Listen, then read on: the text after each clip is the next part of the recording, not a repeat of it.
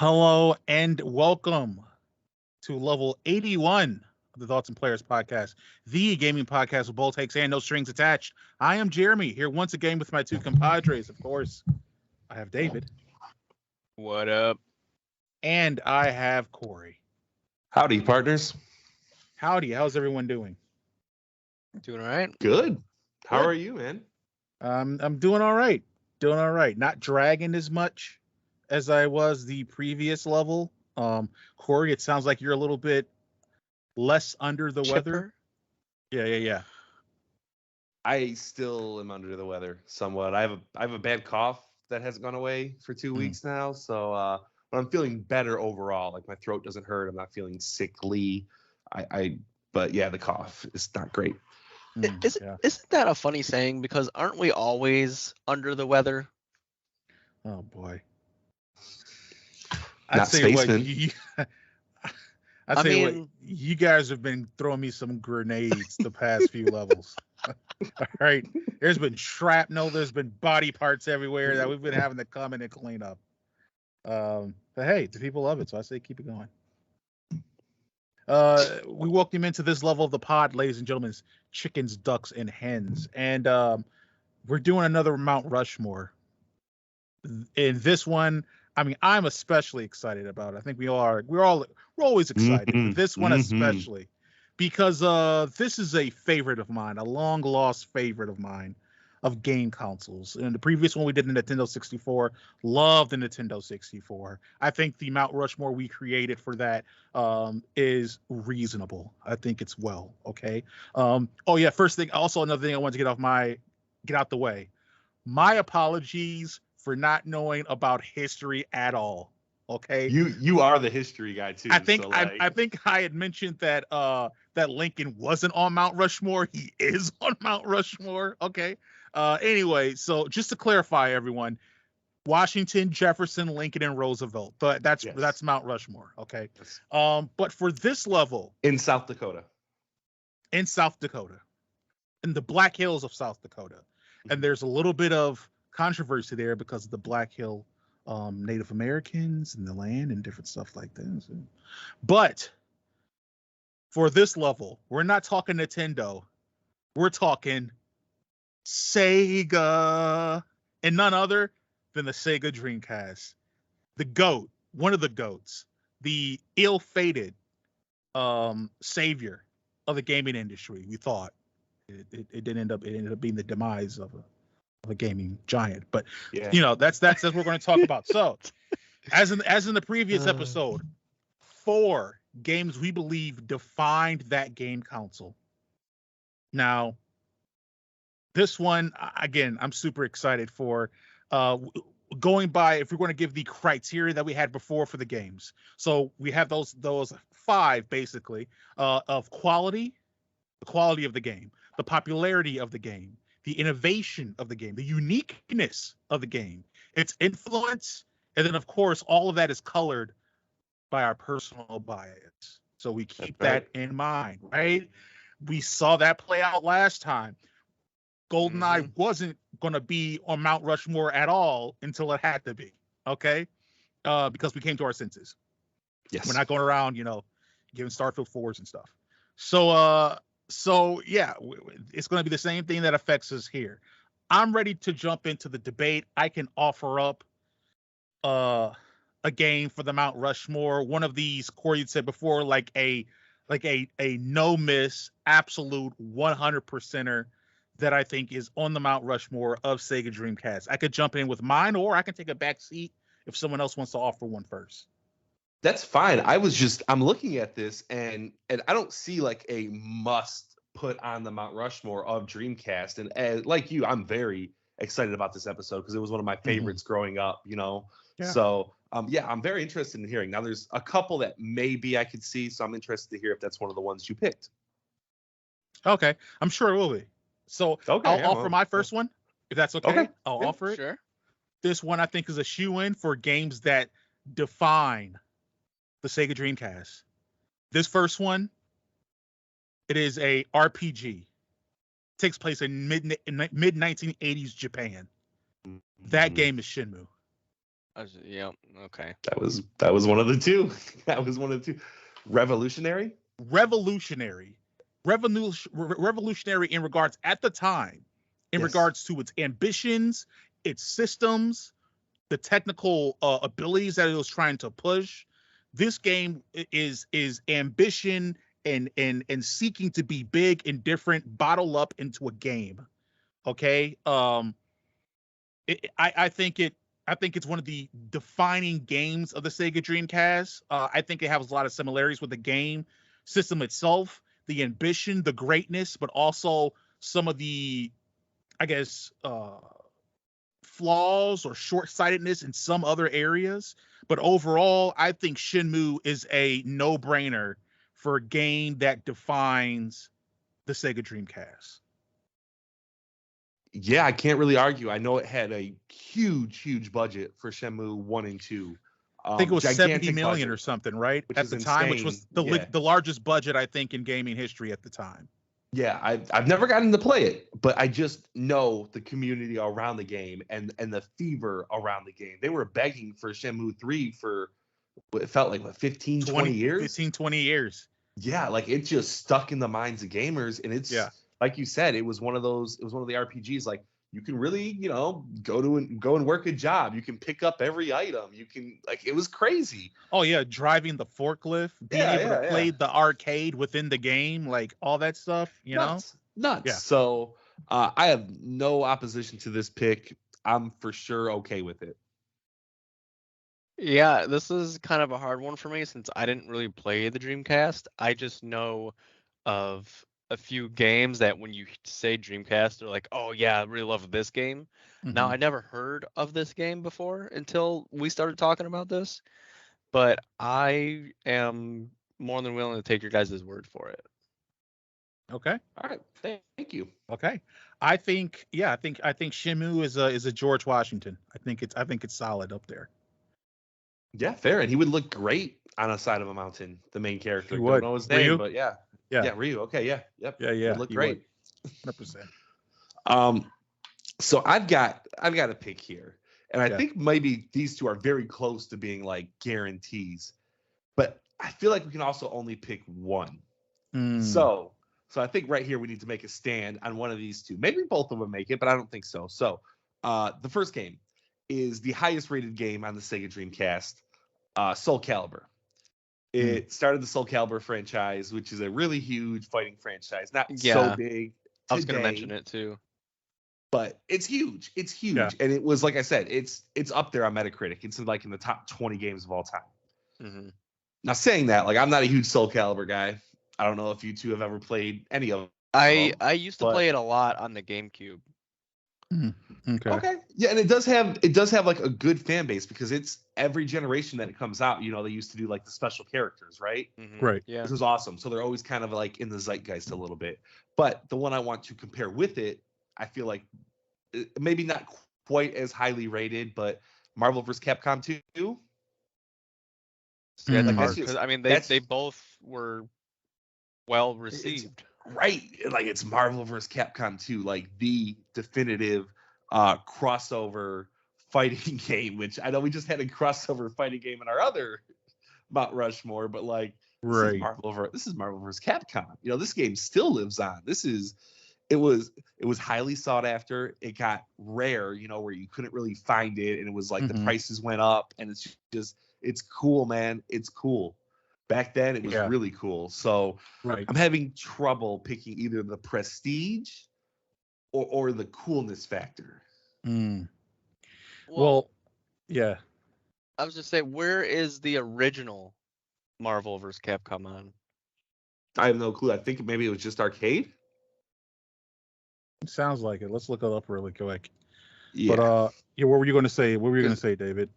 I was just saying, if we're going to have a struggle, maybe we go with Soul Calibur over Marvel vs. Capcom 2 because it's the second one, and Soul Calibur like started the series on the Dreamcast, and what we went with before is what is the beginning of something. Like we didn't do Mario Kart because SNES brought it out first.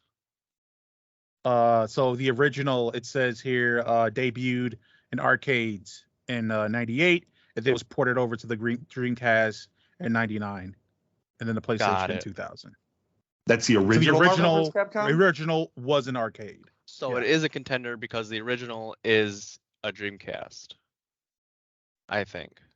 I understand what you're saying, David. It's just it's tough. Like so when we get to something like Super Nintendo, that's where Street Fighter 2 like debuted, right? In arcades, I believe, but on Super Nintendo. But we wouldn't say like, hey, we should like highlight Street Fighter 1 because Street Fighter 1 wasn't as big. Right? Yeah. No. Yeah. I'm not saying. I think Marvel vs. Capcom 2 is that like big deal compared to number 1. No one talks about number 1. I don't know anything about number 1, but I know number 2, and it's tough. Soul Calibur is, like I said, the more prestigious, highly rated. Probably it's tough. I don't know.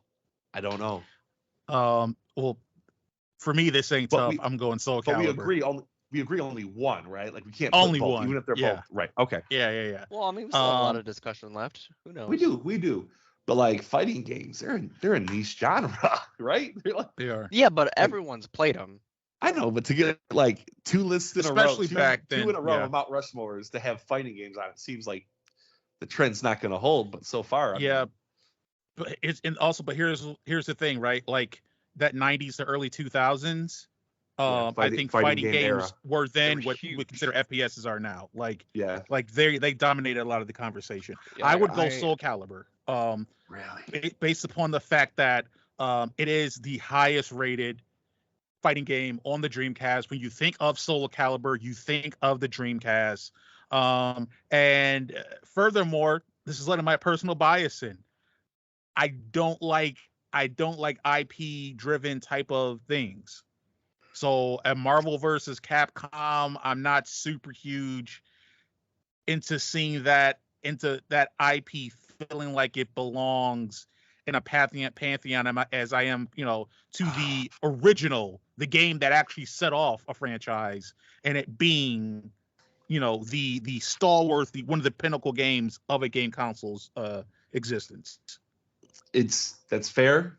The last little argument I'll make for Marvel vs. Capcom is it was Marvel before the MCU, when it was still like pure. Like it was like, we're gonna throw Doctor Doom, we're gonna throw Iron Man before he even had a movie, we're gonna throw Spider-Man and Venom in. And like Marvel vs. Capcom 3 was not like that. They did take inspiration from the MCU, a lot of it, right? Where it was like Bucky Barnes. No one wants Bucky Barnes, like this one had the X-Men, it had Wolverine, it had Storm, and it had all the classic Capcom characters. That was the first time Capcom games had really crossed over to such a big extent.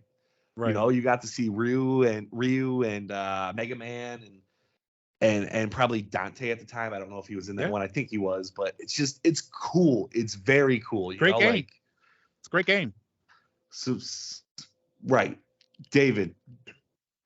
What is it? I think it's number 5 right now. Like until we round out what we're throwing up there at first, I think it could be a contender. I think they both could go up there. I don't know how many other great games there are on Dreamcast, but it's Sega Dreamcast. They're all great. Well, so there's 2 that come to mind when I think of Dreamcast, because a lot of people that I know growing up, they always bring up Jet Set Radio and Crazy Taxi. How do you guys feel about those ones? Crazy Taxi, the GOAT. David, that's like such a good little like thing too. Like we're having like these little battles, and that's a good little pairing. That's a GOAT. They don't play anything alike, but that's a really good style. Well, that's the thing is, I know they're the 2 really popular games. Like, do both go up there? Do neither of them go up there? I mean, Crazy Taxi's the. I can't not put Crazy Taxi up there. I'm sorry, I can't not put Crazy Taxi up there. Yeah, it's got to be there. It's so good. It's so good. It's so good. Jet Set Radio is so stylistic. It so is much fun. It's so unique. It is. When you think of, especially they're both unique games. Right. But I would say, as far as the total package, Jet Set Radio pushes the uniqueness bar a little bit more than Crazy Taxi. Right. But I can't. The kid in me, I can't not put Crazy Taxi up there. So the thing about the Dreamcast was it really did feel like it was more of an arcade type system, and they got a lot of their games from the arcade. I believe Crazy Taxi was an arcade game. Yep. Before 100%. this, so you kind of want to represent the system, and I think Crazy Taxi does a better job of representing what the Dreamcast is than Jet Set Radio. Yeah, in my opinion. And I don't know. I love Crazy Taxi. Was that when The Offspring, right? All their songs were in there. Maybe. Right, The Offspring. Yeah. Yeah, fun, unique gameplay. It had all those like little mini games in it where you got a bowl with your Crazy Taxi, and it was awesome. It was awesome. I think Crazy Taxi is for sure on this Mount Rushmore. I think so too. Okay. I think so. And Jet Set, we can put in that category of 5, 6, 7. Possibly, right. It's come back to it. The thing I'm thinking about is Jet Set Radio was so good. It was really good too. It was. Yeah. They had a little I mean, I didn't play it on Dreamcast either. I played it on Xbox because they had the little Sega GT and Jet Set Radio 2-pack when you bought an Xbox. Right. That was great. It was awesome. Oh, right. No idea. That's the only thing that I'm thinking about, is that there may be a generation of maybe a possibly larger generation of gamers that were introduced to the Jet Set Radio IP through the Xbox as opposed to the Dreamcast. That's the only thing I would say is a knock against it. And I think it wasn't a sequel, was it? Or was it? It was definitely different. That was Jet Set Radio Future, right? Well, let me see here. But I don't know if it was like a super direct sequel or more of like a director's cut. I thought it was like part of like Jet Set Radio Future. Yeah, that was the O2 game that came out for Xbox. Right. Yeah. Okay. Yeah, I'm okay with Crazy Taxi and putting Jet Set a little bit to the side. Yeah. We'll come back to it. What other monsters we got here, man? Now, I do have one, but it's gonna be hard to sell you guys. Okay. So, Resident Evil Code Veronica was originally released on the Dreamcast first. Now, any ports and stuff was Code Veronica X. Code Veronica is only on Dreamcast, and it is the 5th most sold game on the Dreamcast. Now, I know Resident Evil and stuff started on PlayStation, but a lot of people went and got Dreamcast because of this game. Interesting. I did not know any of that. I don't know. Yeah, you're giving me facts. You know, I feel like that Donald Trump me. I've never heard this. I don't know. Yeah, it's interesting. Yeah. How good is Code Veronica? Right now I'm in like 2 Resident Evil fan groups and stuff, and so many are just hoping for a Code Veronica remake. Like that's the one a lot of people want next. Okay, because Like it how they seems just like did that stuff. and like Zero are like the forgotten No, like Code mainline Veronica one. is one of the top fan favorite of this series. Interesting. Yeah, I see it here on my list, but I didn't think it'd be talked about. I like it. If you say it's good, you're definitely the Resident Evil expert. You know, like we can't deny that. So Yeah, like I only played Code Veronica X. I don't know what the differences are. I know there's slight differences, but in my opinion, that was a good game. okay, all right, we'll keep it there. Put it in the burner with the other 5, Yes, 6, 7. it is in the jumble of things. I'm gonna mention 2 more games. I don't know if either of them will get on the list just because of kind of like how niche they are. But Rez, you guys know the Rez game, right? Like kind of psychedelic, you know, shooter. I'm not a fan of it, but it's just one of those games that's always talked about. Yeah. And whenever like Rez Infinite came out, it's like, oh, the classic Rez, you know, like, is it? I don't know. It feels like it should be mentioned. I don't know. It should go 100%. on Mount Rushmore. I looked at a few lists today, and I don't recall that name. Really? Okay. Yeah, I've heard Rez. Yeah. Yeah. Another one, Ikaruga. I didn't see that on the list either. On any of The them. spaceship bullet heck type game. I remember that. Yeah. Like hard, very difficult game. One of the most difficult games ever made. Just like I said, I don't think they should be on Mount Rushmore, but I want to mention them because it's just one of those things that every time something about Ikaruga pops up, it's always like remembered super fondly. Like we loved it back in the day. Like never played either one, so just wanted to mention them. I've got 2 games. Appreciate that. I've got 2 games I want to make sure I mention. Much like I did with GoldenEye, one game that's not going to be on this list is Echo the Dolphin. Okay. The Dreamcast was that version. On Dreamcast? Yes, it was. They did an Echo the Dolphin for Dreamcast. They're not good. They've never been good games. That's also not a good game. That's not going to be on here. Okay. One that I would like to petition for, though, is Phantasy Star Online. Okay. Great MMORPG, one of the early MMORPGs from a console player experience, right? I mean, this was the MMORPG if you had a Sega Dreamcast that you were playing. And I feel like that game helped really put the idea of like consistent, constant internet online playing for console players in the discussion a lot more. Okay. Now, to me, Phantasy Star Online, and again, we haven't done other consoles, you know what I'm saying? But if we do a PlayStation 2 one, I might mention it, right? There's a lot of great PlayStation 2 games, but one would not argue that the game that pushed internet play for PlayStation 2 would be SOCOM Navy SEALs, right? Right. I feel like this is the SOCOM Navy SEALs for Sega Dreamcast. You know what I'm saying? Like, and I think when you're thinking about if you're looking at the full spectrum of what the Dreamcast was capable of, Phantasy Star Online is a game that shows that other component of what the Sega Dreamcast was. So I petitioned for Phantasy Star Online. I think what I'm realizing here is the N64 was a great console to start off with because it felt like it had just 4 easy pickings. Yeah. You know, like no issues. Like this seems very difficult. Yeah. Very difficult because when you look at something like Resident Evil Code Veronica, that is a mainline Resident Evil game that debuted on the Dreamcast, huge. And then you're looking at Phantasy Star Online, console MMO online game that debuted on Sega Dream. Like it's tough. It's tough. Yeah. Like yes, it's in the conversation, 100%, 100%. But I don't know yet. I don't know. We got to talk it out more here.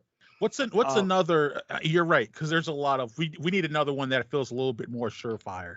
I think maybe we would be amiss without mentioning on a Sonic Adventure. Sega, yes, a Sonic game, Sonic Adventure. That's the highest sold game. You guys are forgetting the 2 at the end.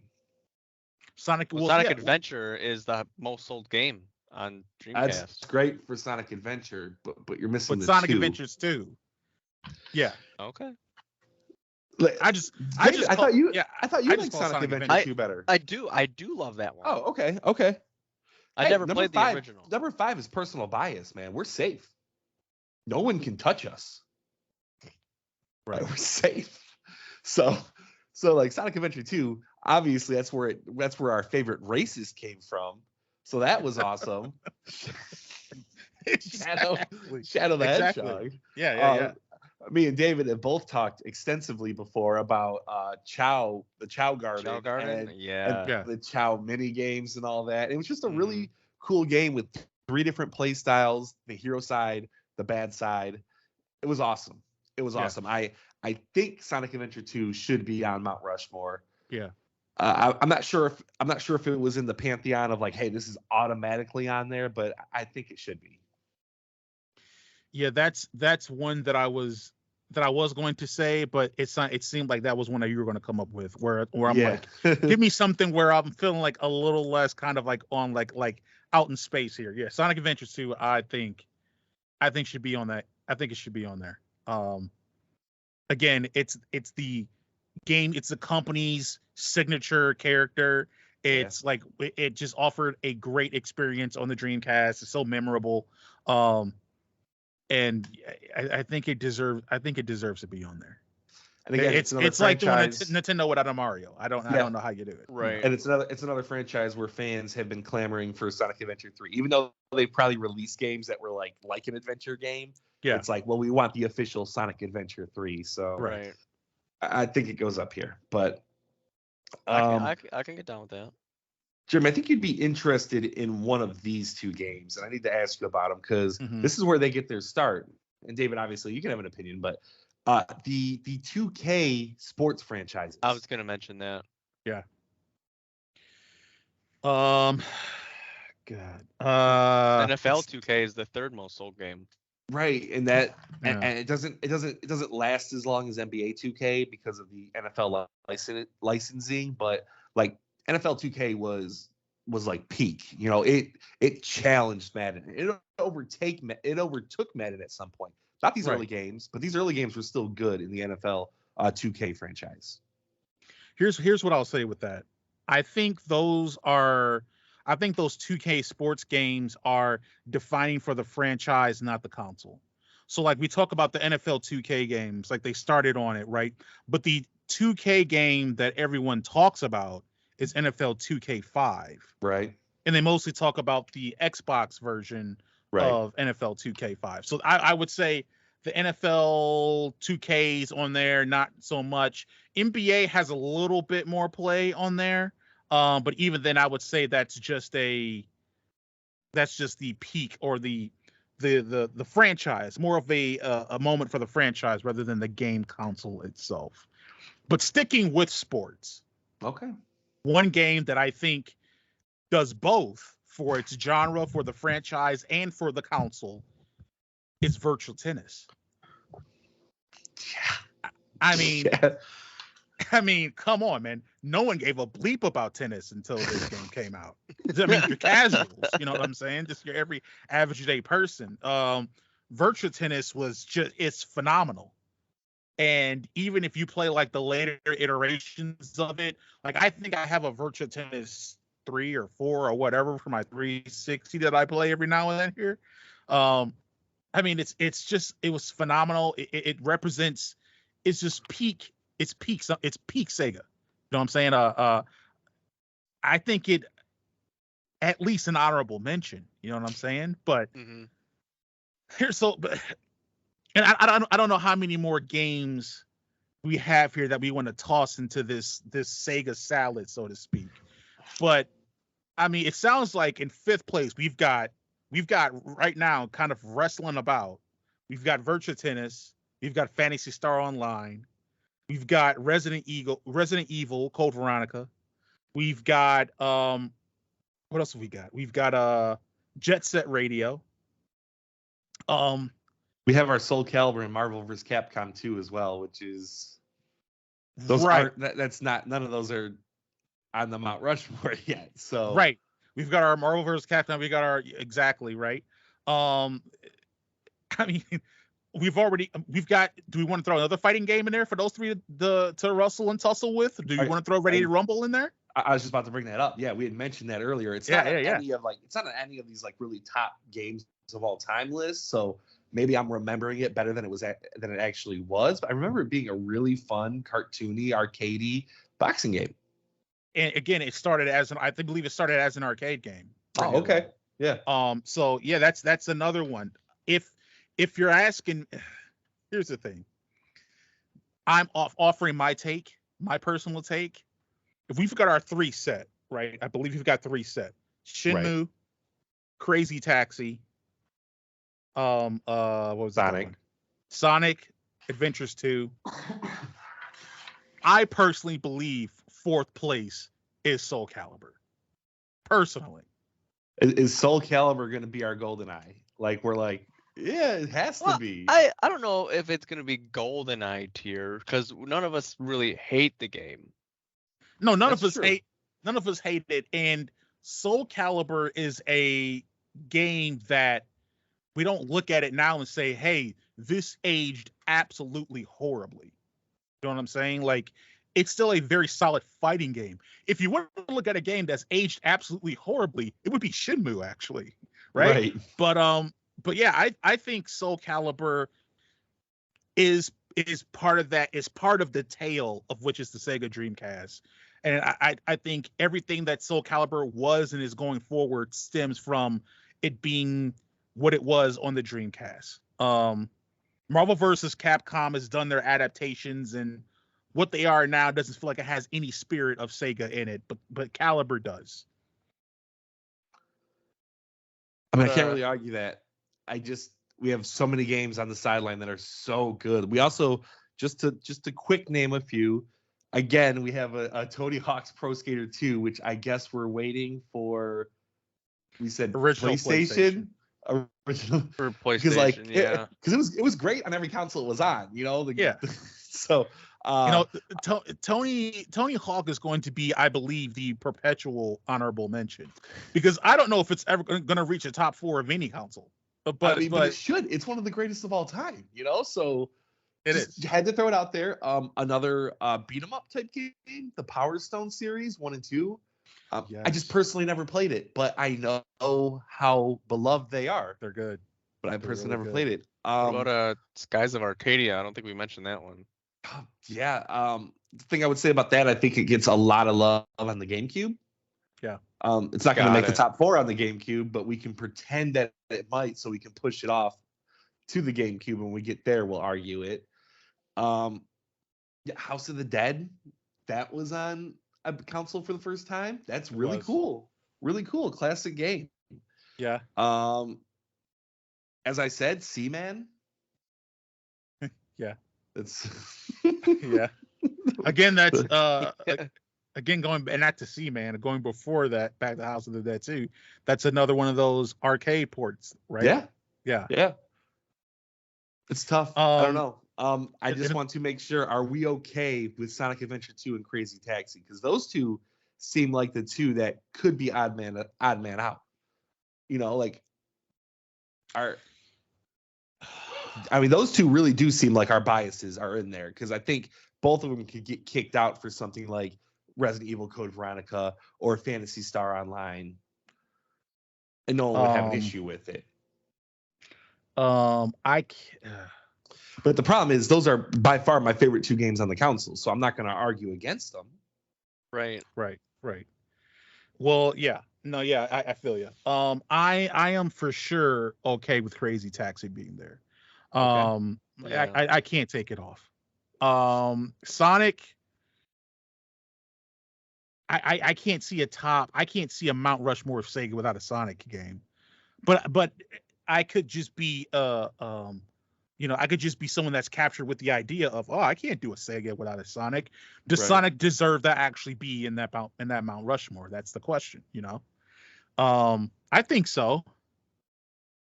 It's my favorite game on the Sega Dreamcast, so I would put it in my personal one by far. Like, it's my absolute favorite Dreamcast game. So, but like I said, Resident Evil Code Veronica, like, that seems like a big heavy hitter, It seems like a big Phantasy Star Online seems like a really, really heavy hitter. But when we get tight into this, I guess like that was pretty much Resident Evil 3 and stuff were on the Dreamcast, but with these ones that are solely on Dreamcast, I feel like Code Veronica just falls short. Yeah, and Code Veronica is great. Mount Rushmore of Sega Dreamcast, I can't put it before Soul Calibur. Yeah, and I think that makes sense. I think Code Veronica is kind of like how you were saying with Marvel vs. Capcom. Like, when you think of Resident Evil, it's probably like 6th on the list of Resident Evils, no matter how good it is. You think of 1, you think of 2, you think of 4. So it was a good console, man. It was a good console with a lot of good games. Great console. Yeah, but this is if I could do favorites, I'd have Hydro Thunder up in there, right? Yeah. But come on, it's a great game. Another arcade port. So I think I think, and even Soul Calibur arcade port, but I think Soul Calibur wins it, at least for me. That's why I'm saying, like, it's our golden eye, where you absolutely can't leave it off. You can't leave it off. Yeah. No matter what our biases were, or if we liked it or not liked it, we just know that it deserves to be on the Mount Rushmore. That's how I feel. And again, with that, it's not it's just hey, just gotta do the math and you reach the end result. It's not a personal bias thing against or for Soul Calibur, Right. like it was for GoldenEye, But yeah, if anything for me, it's a more of a personal bias thing for Crazy Taxi. But I think most people would say that when they think Dreamcast, they think Crazy Taxi. I don't think that's. Yeah. I don't think it was going to win any Game of the Year awards. It's probably not super highly rated, but it's just one of those absolute fun, great soundtrack, awesome concept, really interesting game. So can't leave it off. What are we thinking? Are we agreed with Soul Calibur? I think so. Yeah. I'll accept it. Like I said, I'm Marvel vs. Capcom too, but I understand the argument and I will 100% go with it. Okay. Now, Phantasy Star Online, I've heard of this game multiple times. Have they had like sequels and stuff? Is that still a thing that's going on today? I think they've had sequels, but I don't think they did, lately. but they did, but it fizzled. And then when WoW came out, it just stumped them in the floor. Stumped them into the ground. So. I believe that was another one that went to Xbox, maybe. Could be misremembering, but I feel like that went to Xbox. The MMO? Maybe not. The way you said that made me think I was an idiot, so maybe not. No. I'm trying to think if I have in my mind correctly. No, it's just regular action role playing games. For some reason, I had Star Ocean in my mind. Phantasy Star Online 2 came to Xbox. Yeah, Star Ocean is single player. Phantasy Star is. No, I'm saying Phantasy Star Online 2 came to Xbox. Oh, yes. Okay. Yeah. Yeah, I remember there being a sequel for it for sure. Okay. Yeah, I'm okay with our 4. I don't have any, memories of Phantasy Star Online, so that's really a Jeremy thing. If he really wanted to push it, I can understand, but I don't have any affinity for it. Yeah, I played it very seldom. Like I said, I would say I was just saying that's Dreamcast's equivalent of a SOCOM Navy SEALs. We're doing a PlayStation 2 top 4. I ain't putting SOCOM Navy SEALs in the top 4. I'll tell you that much. But it looks like we've got our Mount Rushmore, which is Shenmue, Crazy Taxi, Sonic Adventures 2, and Soul Calibur. How do you feel about that lineup? You feel like your 10 to 12-year-old self would be happy with that library of games during the Sega Dreamcast time? I think so. I like the list. I liked it that we, like I said, Crazy Taxi and Sonic Adventure 2 both feel like personal bias picks, which I do enjoy. I think I think maybe people look at Sonic Adventure 1 maybe more fondly. I don't know, but it was the first on the console, so but I'm happy. I'm happy with the 4 we got, and they all deserve it. I'm sure for some people, Soul Calibur and Marvel vs. Capcom 2 both go in there and Sonic Adventures gets out. I'm sure for some people. That's fair. I mean, they're both probably 1A and 1B. But the official thoughts and players, Mount Rushmore, it's the 4 games I just mentioned. I think had a lot of fun reminiscing on these games. So many good games. Again, like you're kind of saying, Corey, like the Dreamcast is kind of like an arcade port machine. It was just, let's take some of the best arcade games ever made and port them over to the Dreamcast and just have it be there, up-res it, and make it just a better player experience. That's exactly what happened, I don't know. I don't know what our next Mount Rushmore will be. Maybe we make a poll of that. I was just saying we can poll it. Maybe we poll it. Yeah, I was thinking we can poll it, or I like that. And then we should try to pull 2 in a row so we can announce the next one at the end of episodes. That gets the people coming back right there. There you go. Yeah. We'll make sure to put that out. Yeah. Maybe if we do a 5 or 6 selection poll. I can't remember how many options you could do, but I'm pretty sure you can do 5 for sure. All right. Well, we're at the end here. That brings us to final thoughts, where we make a final thought about something that's either related or unrelated to this podcast episode. So, who would like to give a final thought first? I can go. If no one's going to step up, I'll go. I'll keep it related to the episode. Love the Dreamcast. super fond memories of it. It was a very influential console for me growing up. I can't remember exactly how old I was, but man, it felt like a really cool system. Great graphics. Jeremy, you touched on before the memory card. Awesome little Greatest memory card. Tamagotchi Greatest memory card. That was awesome. I remember the controller wasn't the cord like out of the bottom. The cord was out of the bottom, right? As opposed to the top.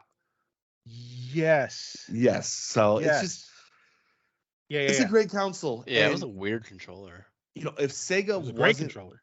It was. If Sega wasn't floundering as they released it, it could have competed, and they could have made that, like I said, an all-time great, more than it already is. So, shout out to the Sega Dreamcast.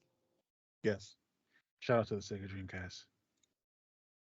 I can give my final thought next. I'll also keep it related to this and moving forward. I think I've said before in a previous level that I've always felt like Xbox was the spiritual successor to Sega within the console sphere. So it's been like really great to kind of go back and reminisce about those and kind of draw those connections with the Jet Set Radio and there's a few other IPs that are Sega related that ended up transitioning over to Xbox, or Sega collaborated with Xbox. I think again there was a little bit of a handoff there in some ways. So it's part of the reason why I secretly kind of I think root for Xbox in a lot of ways, is because I see the spirit of Sega in them in a weird way. And so hopefully that keeps going, and screw PlayStation for upping the price on memberships again. That's my final thought. I don't know what they're thinking. Thinking about themselves and money. Oh, of course. But mine's also kind of related. Like, I know a few people have tried, like I know like Google Stadia, stuff like that, but I feel like we need another sort of like console or something that competes well. Like if Sega made a grand return, or somebody out of nowhere launches a console or something, just something that Xbox did and does it as well, if not better. Yeah, that would be so much fun. It would, and I think we're seeing that fun in the mobile gaming space. I think so too. Steam getting into it. Rogue, with the Ally, was it the Ally? No, it's not what is it called? Their mobile thing. I think it's the Ally. You had one of the other company that starts with an A. They have like a mobile, and then there's some other company that's coming out with a mobile gaming console, right? You had Nvidia getting into it a little bit with the Nvidia Shield, but not really, right? So, but who knows? They might get into it because they're printing money with AI and graphics cards and stuff like that. So, but that would be 100%. Well, just talking about mobile real quick. I mean, the iPhone 15, they're claiming, they can play console level graphics. They're playing the remake of Resident Evil 4. They're charging $60. Like, they want to be seen as this is where you play games. So maybe that's what it is. Maybe it's actually the mobile game market, and they've already got you two. I'm not going to call you bozos, but you two fine gentlemen. Well, I can't play my PC at work. What's the game called? Eat Ventures. Eat Venture, yeah. Haven't played it in a while though. I've given up on it. Yeah, I don't mess around with that anymore. And I also think if Apple wants to get into that mobile sphere, they better start charging $1,700 for a phone and get their act together. Oh wait. For an iPhone, I can go out there and buy a Rogue Ally and a Steam Deck, probably a couple of them. Yeah. I don't know, but stop Eat Venture. It's just a waste of time. Anyway, that leads us to the end of level 81, the Mount Rushmore edition of the Pod Thoughts and Players podcast. If you like what you heard, please subscribe to the podcast on your preferred podcast services. We're everywhere. You just look for us. Remember to use the ampersand when you're looking for thoughts and players. It's thoughts ampersand players. You can also find us on the socials. We're on Facebook at facebook.com/thoughts and players. Like it's all one word. That's where we'll be putting the poll. Make sure you check that out. Also, we are on the Twitter at Thoughts Player. We are on Instagram, thoughts.players. We are also on the TikTok at Thoughts Players, and we are also on YouTube at Thoughts Players, where we post video versions of the pod as well as other video clips. Last but not least, we are on Patreon. If you're digging your boys and you want to support, check us out there. We have 3 tiers you can check out, each with little goodies and nice exclusives, including reviews. We've got a few reviews coming. And also, with something I usually don't plug, but I feel like we should plug, we got merch. We do have merch. My phone, it's the Thoughts and Players podcast iPhone case. It looks very nice, right? We also have stuff like masks. This is an old one, but the old logo, but still, we sell stuff like that. I'll make sure to put it to our spring store. You can check that out if you want some merch. It's very good looking. Maybe you want a Thoughts and Players logo. Maybe you want David's gorgeous face. Maybe you want maybe you want to reference one of the most infamous phrases ever uttered in human history. You can get all of it there at our store. So check that out too. But that is it for me. Fellas, is there anything else you want to say? Nope. Alrighty. We will catch you on the next level.